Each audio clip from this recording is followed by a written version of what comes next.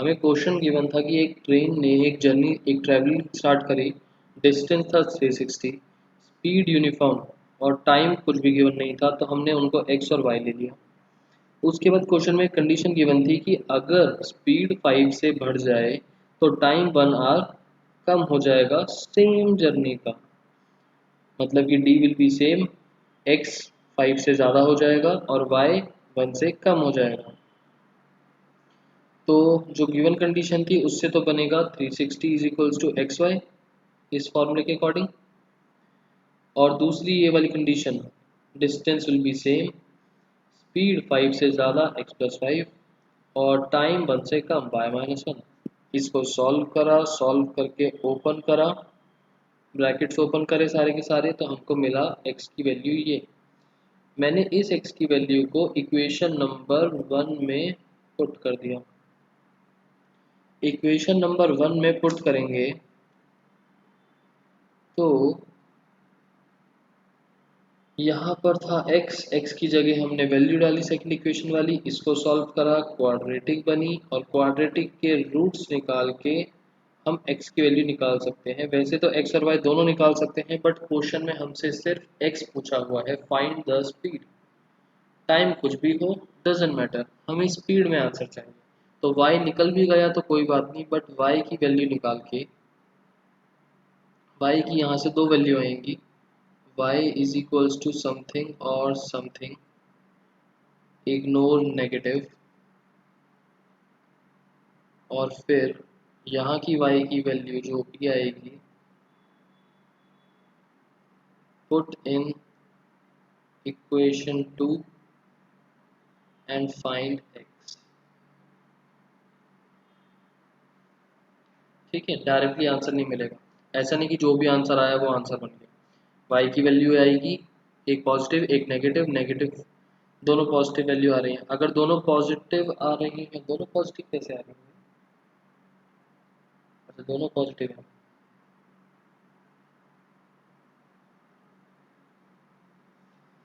दो positive values आ रही हैं तो दो वैल्यूज बन जाएंगी, कोई बात नहीं।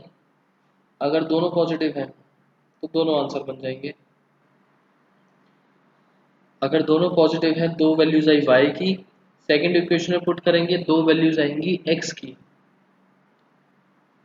दो वैल्यूज आएंगी x की। चेक कर लेना, x की वैल्यू भी पॉजिटिव ही रहनी चाहिए। यहाँ पर एक छोटा सा नोट लिख देते हैं,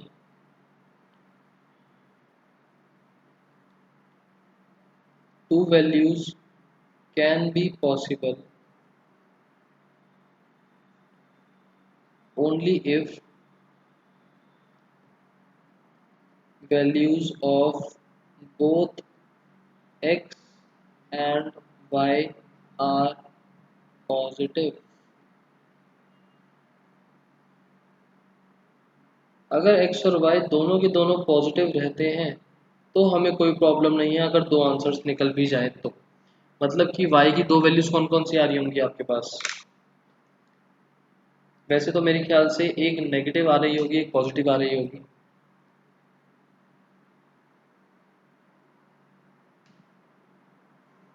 आप मिडल टर्म स्प्लिटिंग करोगे ना ध्रुव, तो आपके पास दो वैल्यूज आएंगी, यहाँ पर फैक्टर्स बनेंगे -9 + 8। तो y की वैल्यू आएगी 9 और -8। -8 को कर देंगे हम ignore, 9 will be the answer. 9 की वैल्यू सेकंड इक्वेशन में पुट करेंगे, यहाँ पर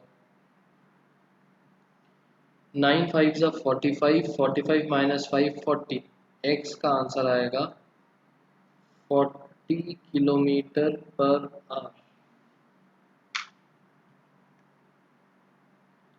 9 और -8, यहाँ पर b वाली टर्म नेगेटिव की है, मतलब कि दोनों फैक्टर्स में से बड़े वाला नेगेटिव होगा, छोटे वाला पॉजिटिव होगा।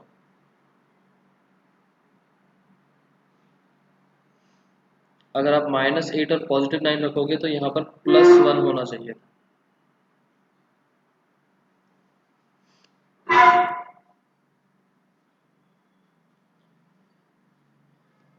क्लियर है वाली चीज सबको?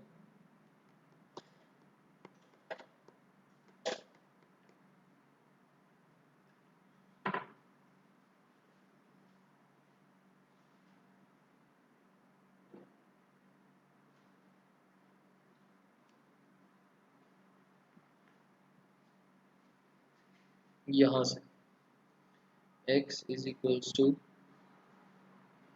5 इंटू 9 माइनस 5, 45 माइनस 5, 40।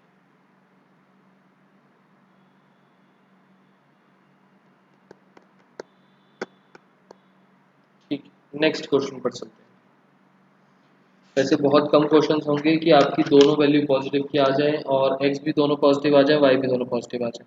तो इन केस अगर आप ऐसे प्रैक्टिकल क्वेश्चंस में, नॉर्मल क्वेश्चंस की बात नहीं कर रहा, तो अगर आपके दोनों वैल्यूज पॉजिटिव आ रही हैं तो अपने आंसर को कम से कम 2-3 बार चेक कर लेना कि क्यों आ रही हैं।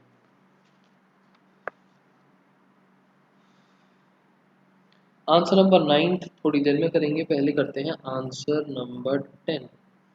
आंसर नंबर 10, एक एक्सप्रेस ट्रेन है, एक पैसेंजर ट्रेन है। दो ट्रेन के बारे में बात करी है, एक्सप्रेस ट्रेन और पैसेंजर ट्रेन। पहले इन्होंने बोला एक्सप्रेस ट्रेन जो है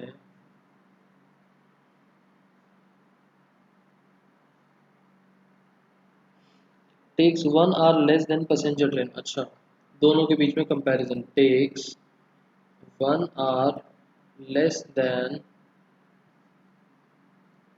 1 आवर कम लेती है किससे?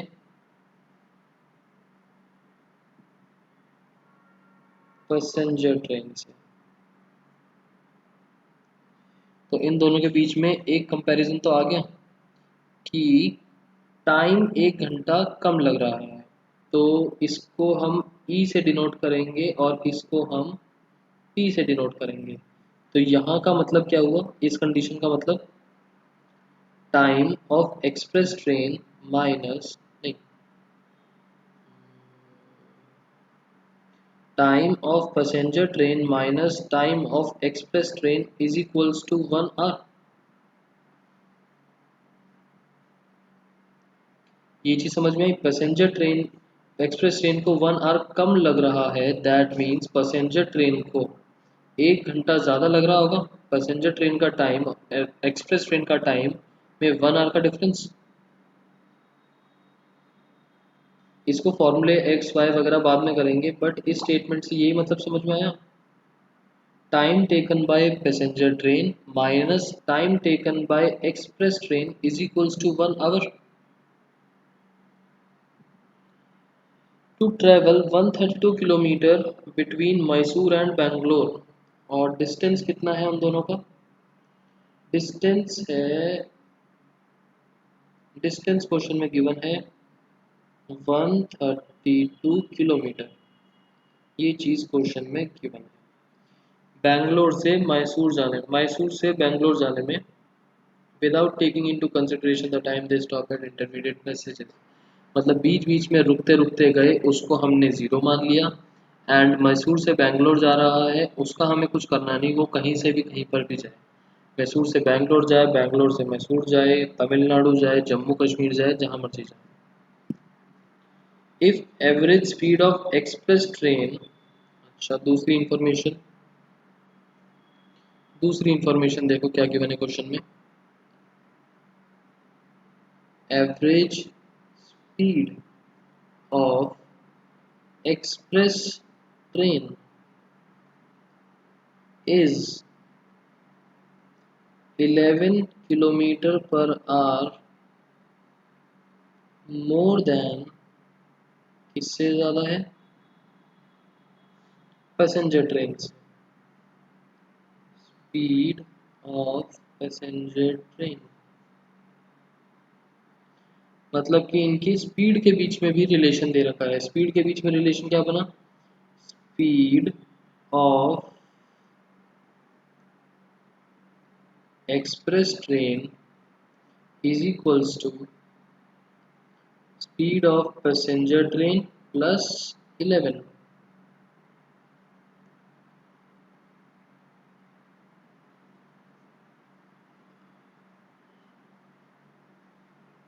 Find the average speed of two train. हमें निकालना क्या है? हमें निकालना है इस क्वेश्चन के अंदर find speed of two trains. तो जो भी निकालना है उसको ले लेंगे एक्स एंड वाई। तो हमें निकालना है स्पीड ऑफ टू ट्रेन। तो हम स्पीड ऑफ एक्सप्रेस ट्रेन को ले रहे हैं x किलोमीटर पर आवर और स्पीड ऑफ पैसेंजर ट्रेन को ले रहे हैं y किलोमीटर पर आवर। ये पूरा क्वेश्चन नोट कर लिया हमने। अब बताओ इसमें कोई डाउट? जब तक आप पूरा क्वेश्चन इस तरीके से नोट ना कर पाओ तब तक आपको क्वेश्चन समझ में नहीं आया। हमें सबसे पहली चीज़ बोली थी दोनों ट्रेन के टाइम्स के बारे में रिलेशन, कि एक्सप्रेस ट्रेन को 1 घंटा कम लगता है पैसेंजर वाली से, मतलब time taken by passenger minus time taken by express is equals to 1। Distance सीधा सीधा क्वेश्चन में 132 गिवन था, और तो दोनों एक्सप्रेस और पैसेंजर दोनों ही डिस्टेंस सेम कवर करेंगी। और अगर हम स्पीड के बारे में बात करते हैं तो रिलेशन इज एक्सप्रेस ट्रेन की speed is 11 more than passenger train, SP plus 11, वो बन जाएगा स्पीड ऑफ एक्सप्रेस ट्रेन। तो हमें स्पीड ऑफ दोनों ट्रेन निकालनी है। एक्सप्रेस वाली को x ले लिया और पैसेंजर वाली की स्पीड को y ले लिया। पहले तो यहाँ तक बताओ, क्लियर है सबको बात?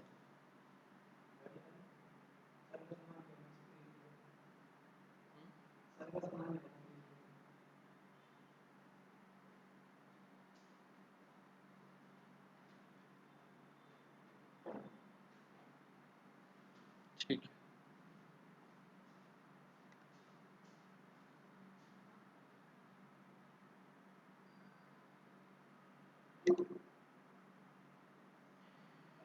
चलो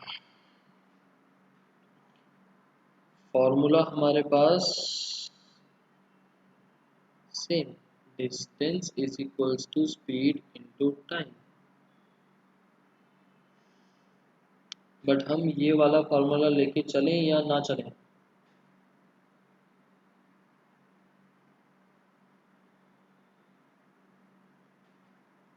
ये वाला फॉर्मूला लेके चलने का फ़ायदा इसलिए नहीं है क्योंकि क्वेश्चन में देखो हमें डिस्टेंस दे रखा है, स्पीड के बीच में रिलेशन, स्पीड को तो हमने लेट करा हुआ है तो हम यूज़ कर सकते हैं, बट टाइम के बारे में सिर्फ हमको रिलेशन दे रखा है।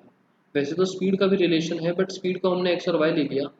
टाइम के बारे में सिर्फ रिलेशन है हमारे पास, टाइम को ना तो कुछ वैल्यू गिवन है ना हमारे पास हमने कुछ लेट करा हुआ है।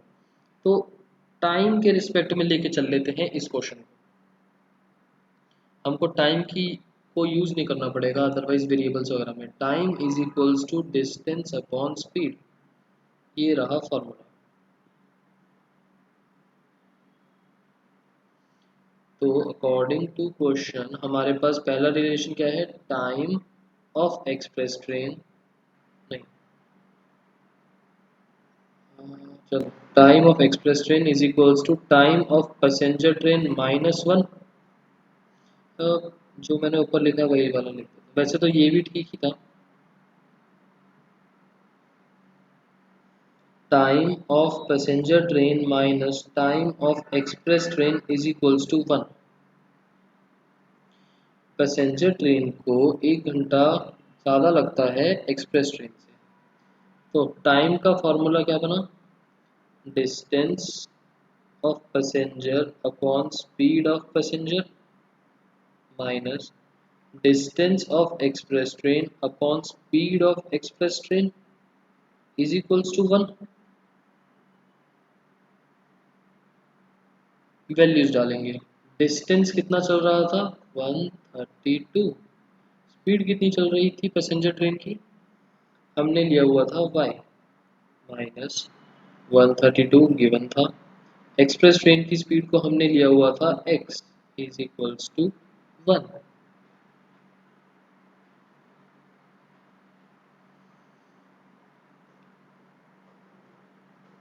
दूसरी चीज, इसको मान लेते हैं फर्स्ट इक्वेशन, और हमको यहाँ पर एक और रिलेशन दे रखा है, speed of express train is equals to speed of passenger train is plus 11। मतलब कि अगर यहाँ पर एक्स और वाई डालते हैं तो यहाँ से क्या मिलेगा,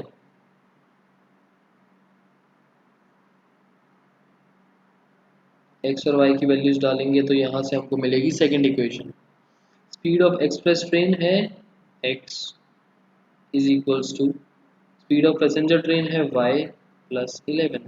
ये मिली सेकेंड इक्वेशन। सेकेंड इक्वेशन को फर्स्ट इक्वेशन में पुट करेंगे तो कितना मिलेगा 132 अपॉन y माइनस 132 अपॉन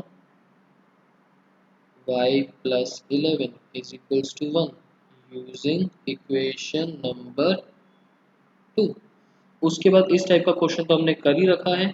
एक बार मैं आपको इसको थोड़ा सॉल्व करके दिखा देता हूँ। पहले हम लेंगे एलसीएम। एलसीएम कितना आएगा इन दोनों का मल्टीप्लाई, न्यूमरेटर में this multiply by this and this multiply by this. यहीं पर लिख देता हूँ नीचे, सिर्फ एलसीएम वाला स्टेप लिख देता हूँ। एलसीएम आएगा y into Y plus 1।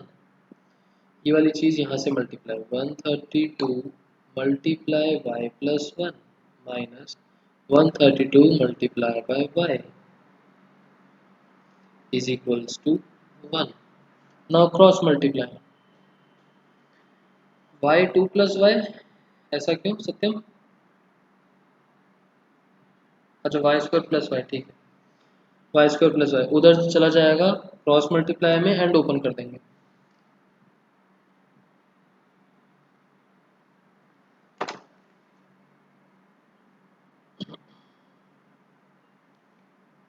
One thirty two y plus 1 minus 132 y is equals to y y plus 1। पीछे बना था ये क्रॉस मल्टीप्लाई करके।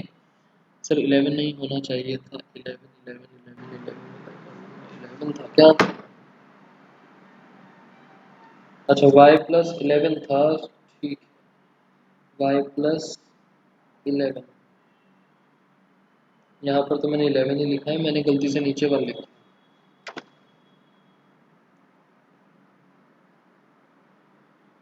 लो 11 132y plus 132 into 11 is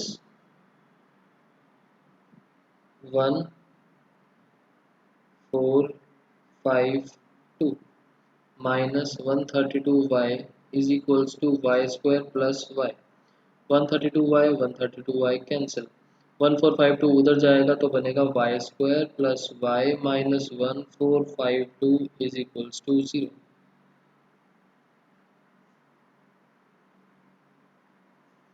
quadratic equation बन गई।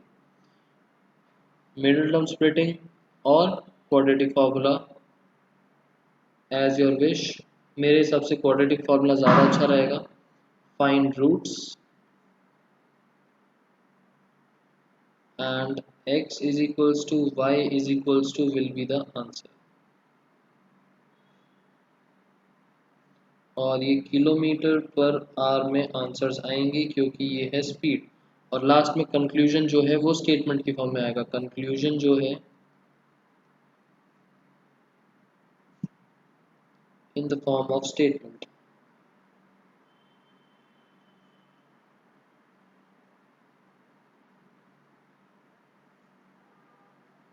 On RHS there will be 11। 11 कहाँ से आ गया? कौन बोल रहे? ध्रुव 11 था यहाँ पर स्पीड के बीच में रिलेशन। यहाँ पर तो 1 ही था टाइम के बीच में, यहाँ पर तो 1 1 1 ही चल रहा है। जब हमने यहाँ x की वैल्यू डाली थी तो y प्लस 11 बना था।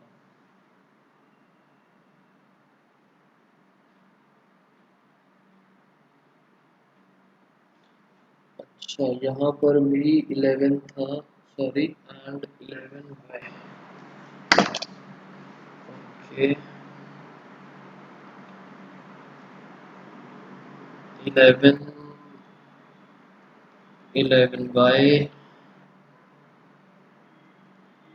प्लस 11y, ठीक।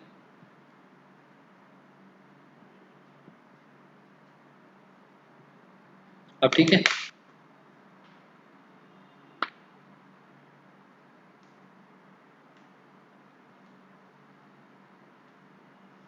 चले नेक्स्ट क्वेश्चन पर। Answer number 11।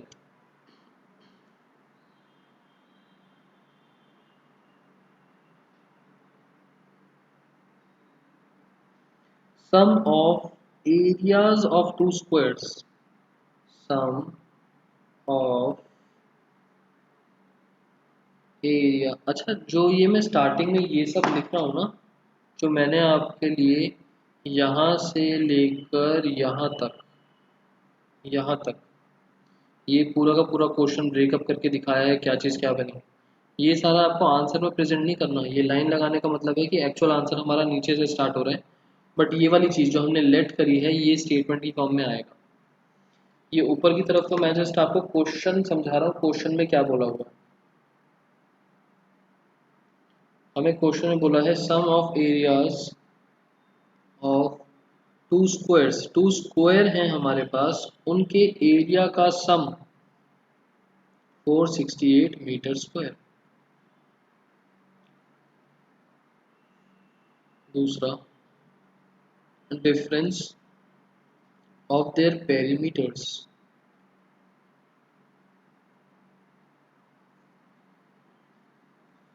इज 24। अब डिफरेंस के बारे में बात करी है तो छोटा स्क्वायर और बड़ा स्क्वायर के बारे में भी बात होगी। एक छोटा होगा, एक बड़ा होगा। हमें फाइंड करना है sides of two squares. Sides निकालनी है। स्क्वायर है तो मतलब कि चारों साइड्स एक स्क्वायर की इक्वल, दूसरे स्क्वायर की इक्वल। तो हम यहाँ पर क्वेश्चन स्टार्ट करेंगे। Let side of larger square be x centimetres. Centimetre नहीं, मीटर्स, क्योंकि एरिया आपको मीटर स्क्वायर में गिवन था और पेरीमीटर भी मीटर में गिवन था, तो हम साइड भी मीटर में लेंगे। Side of smaller square is equals to y metres. अब जो हमको पहली चीज गिवन है, सम किस किस का, एरिया का। एरिया का सम इज 468। दैट मीन्स सम कर रहे हैं एरिया का। एरिया होता है साइड का स्क्वायर, मतलब x square plus y square is equals to 468। Equation number 1। Difference मतलब माइनस पेरीमीटर्स का। पेरीमीटर क्या होता है स्क्वायर में, 4 इंटू साइड। बड़े वाला था 4x माइनस 4y और डिफरेंस है 24। ये सेकंड कंडीशन से बना। यहाँ से 4 कॉमन लेके कैंसिल करेंगे, x minus y is equals to 6। यहाँ से x की वैल्यू भी निकाल लेते हैं, y प्लस 6। इसको हम पुट करेंगे इन इक्वेशन नंबर 1। तो कितना बन जाएगा, y प्लस 6 का whole square plus y square is equals to 468। a plus b whole square y square plus 36 plus 12y plus y square as it equals to 468। ये था a square plus b square plus 2ab। इसको ठीक तरीके से लिखा जाए तो ये बनेगा 2y स्क्वायर प्लस 12y। 36 और 468 इधर आके माइनस होगा तो it will be minus 432 is equals to 0। 2 common आके कैंसिल हो सकता है तो बनेगा y square plus 6y minus 216 is equals to 0। इसके बाद तो आप लोग रूट्स को फाइंड कर सकते हैं।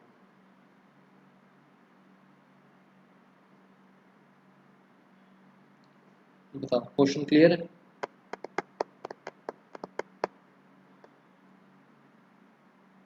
रूट्स फाइंड आउट करने के बाद x and y will be the answer, sides निकालनी थी इनको।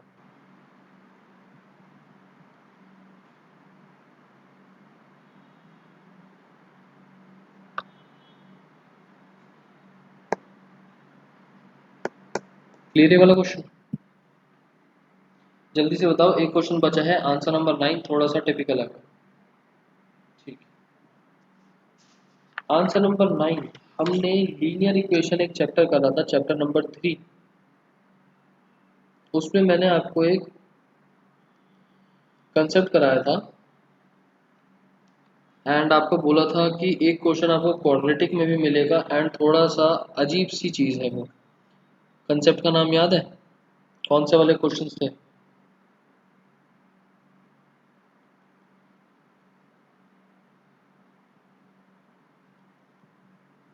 कौन से वाले क्वेश्चंस बोले थे मैंने?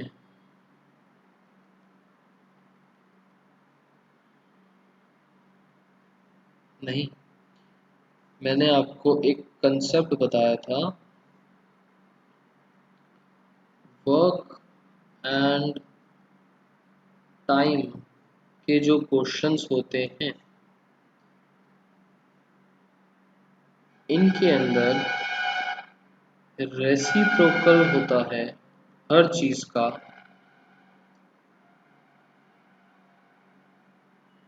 सर ये एग्ज़ाम में आते हैं? हाँ ध्रुव, इसी के तो आने के चांसेस बहुत ज़्यादा हैं, इसके आने के चांसेस आर वेरी हाई, क्योंकि जनरली बच्चे ये कंसेप्ट छोड़ जाते हैं कि समझ में नहीं आ रहा, अजीब सा है तो चलो छोड़ देते हैं। एक क्वेश्चन में क्या जाता है छोड़ने में, और वही क्वेश्चन आ जाता है फिर। रेसिप्रोकल होता है और इसके पीछे एक कंडीशन होती है कि रेसिप्रोकल होता कब है, एक कंडीशन होती है।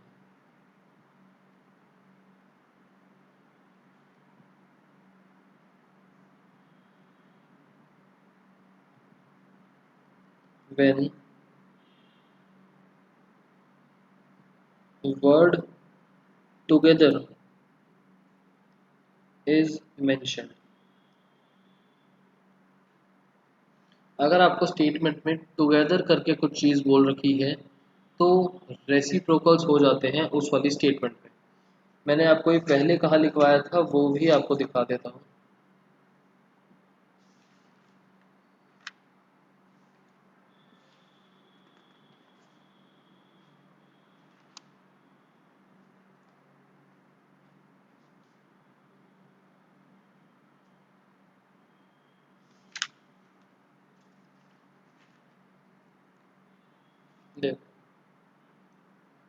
वर्क एंड टाइम के क्वेश्चंस में रेसिप्रोकल्स होते हैं जब स्टेटमेंट में मेंशन हो वर्ड टुगेदर। ठीक है, हमने एक क्वेश्चन करा था इसका मेन वुमेन वाला, कि अगर 2 वुमेन और 5 men together finish the work in 4 days। दूसरी statement 3 women 6 men can together finish the work in 3 days। तो टुगेदर करके स्टेटमेंट चल रही हैं तो हमारे पास क्या बनता है, हमने लेट करा कि जो वुमेन है that finish the work in x days and man finish the work in y days। पहली स्टेटमेंट थी 2 women and 5 men can finish it in 4 days। तो 2 women है तो लॉजिकली 2x होना चाहिए था, बट 2 अपॉन x। 5 men है 5y होना चाहिए था, बट 5 अपॉन 5। वर्क कितने दिन में खत्म कर रहे हैं? 4 डेज में, 1 अपॉन 4।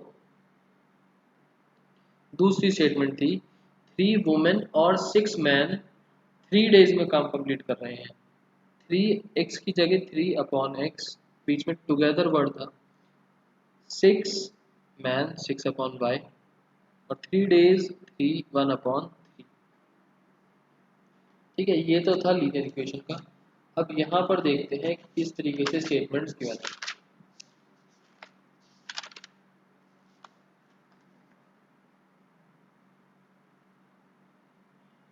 हमारे पास दो वाटर टैप्स गिवन है और बोला हुआ है ये दोनों water taps together, two taps हैं हमारे पास, एक स्मॉल डायमीटर का, एक लार्ज डायमीटर का, मतलब कि दो टैप्स हैं, एक बड़ा टैप है एक स्मॉलर टैप है। ठीक है, together they can fill the tank in 9 3/8 hours. 9 3/8, 9 3/8 mix fraction को फ्रैक्शंस में, प्रॉपर फ्रैक्शंस में करेंगे तो कितना बनेगा 75/8 आवर्स। देखो together word, together can fill the tank in 75/8 hours. काम कर रहे हैं कुछ, फिल कर रहे हैं टैंक कुछ टाइम में कर रहे हैं, टुगेदर वर्ड भी आ रहा है, वर्क एट टाइम का क्वेश्चन है, टुगेदर वर्ड की वजह से रेसिप्रोकल्स होंगे। ठीक है, आगे बढ़ते हैं। टैप ऑफ लार्जर डायमीटर, जो टैप है लार्ज डायमीटर वाला, मतलब कि बड़े टैप के बारे में बात हो रही है, टेक्स 10 आवर्स लेस देन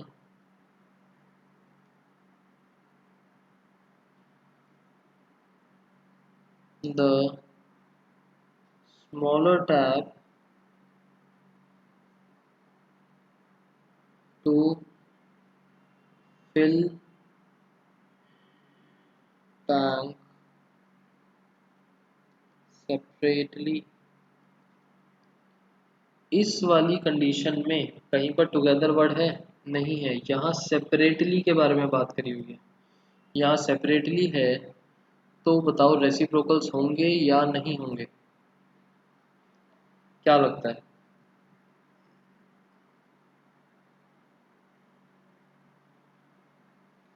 क्या लगता है आप लोगों को, रेसिप्रोकल्स होंगे या नहीं होंगे?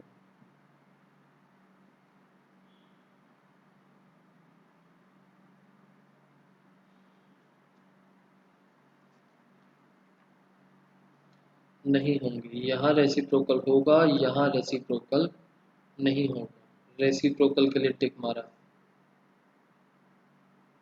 ठीक है, हमें फाइंड क्या करना है क्वेश्चन में,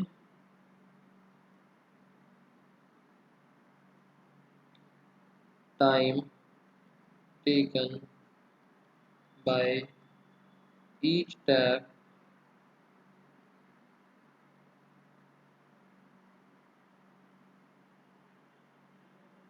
to fill the tank separately. कितनी देर में वो अकेले अकेले टैंक के अंदर पानी फिल कर सकते हैं। तो सबसे पहले तो बात आती है लेट करने की, लेट टाइम टेकन, जो क्वेश्चन में फाइंड करना है सिंपल वही चीज, time taken by tap of larger diameter to fill tank separately be x. इसकी यूनिट बताओ, एक्स की यूनिट क्या बनेगी, मेजरमेंट यूनिट,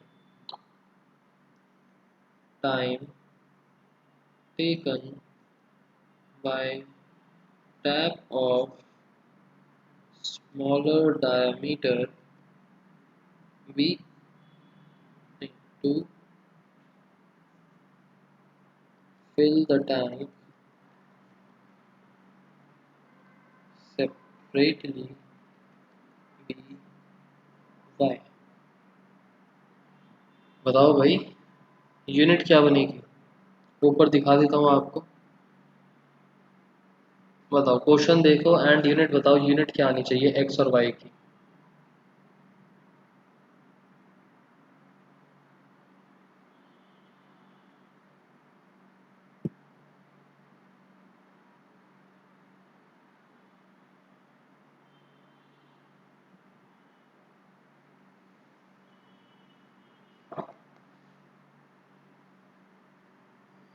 लीटर। ओके। और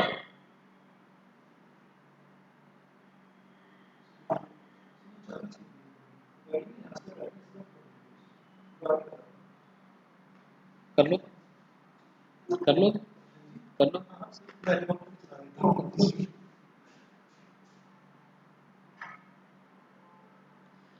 क्वेश्चन में आपको बोला है टाइम निकालना है, फाइंड टाइम।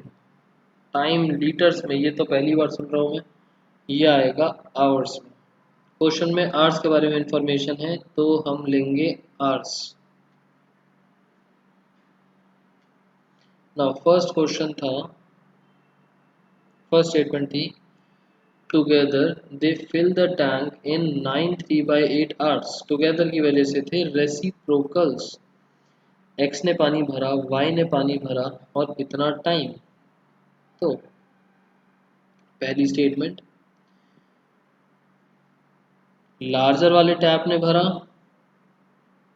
1/x, स्मॉलर वाले टैप ने भरा 1/y। टाइम था 75/8 बट रेसिप्रोकल 8/75। First equation.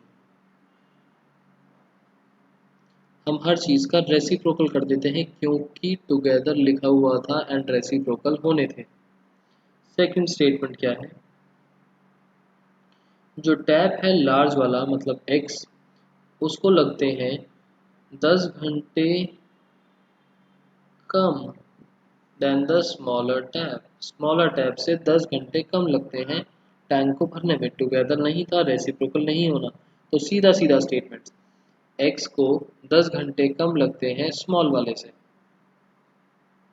मतलब x को 10 घंटे कम लगते हैं स्मॉल वाले से।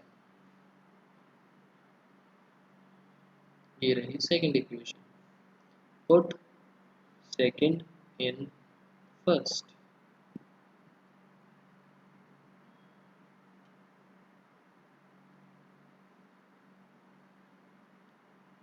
1/y-10 plus 1/y is equals to 8/75। यहाँ तक बता दो, यहाँ तक सबको क्लियर है? उसके बाद तो नॉर्मल चीज़ें आ जाएंगी। ये दोनों इक्वेशंस क्लियर है सबको? यही है ट्रिकी पॉइंट जो भी है इस क्वेश्चन का।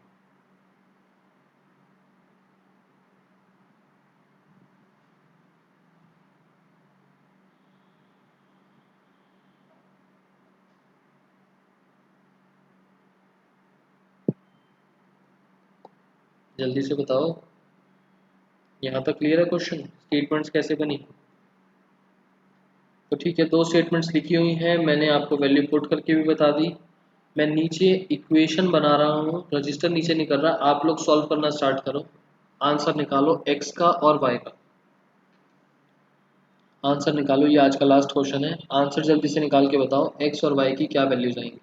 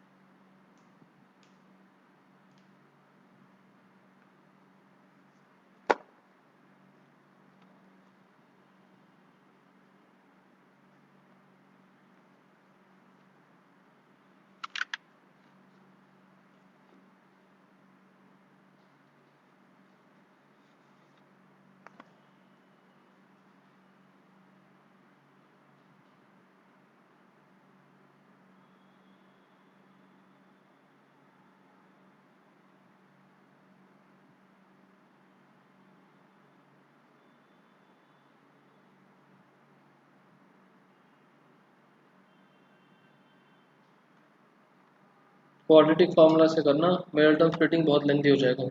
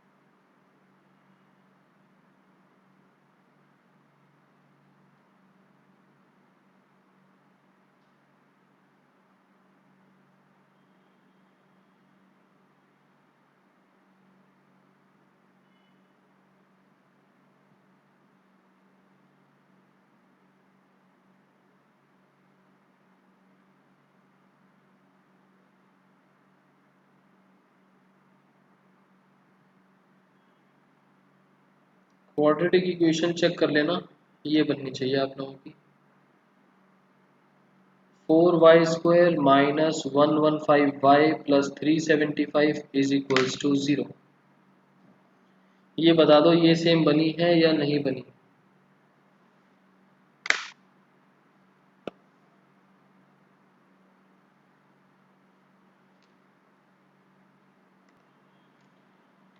ठीक है, सॉल्व करके देखना। अब क्लास का टाइम ओवर हो रहा है, तो x की वैल्यू 15 आएगी, y की वैल्यू 25 आनी चाहिए।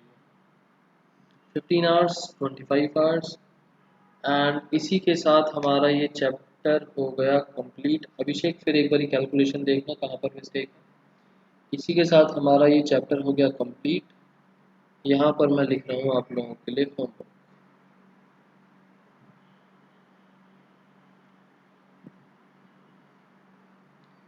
Chapter number 4, all exercise all questions, जिसके जो भी क्वेश्चंस बचे हो कंप्लीट कर लेना। किसी क्वेश्चन में डाउट आता है पूछ लेना बाद में। एंड कल का जो टेस्ट है उसमें सेम ही चैप्टर आ रहा है। 31 मई को चैप्टर नंबर 4।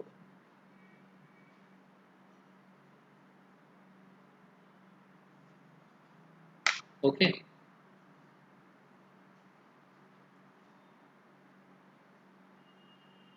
कल का टेस्ट थोड़ा सा इजी होगा, बट इतना भी इजी नहीं होगा क्योंकि हमने अच्छे से 3 4 5 क्लासेस इस पे डिवोट करी हैं। तो आई एक्सपेक्ट आप लोगों को सबको समझ में आ रहा है। ओके, तो चलो आज की क्लास ओवर करते हैं। Bye bye. एंड एक और चीज़ क्लास ओवर करने से पहले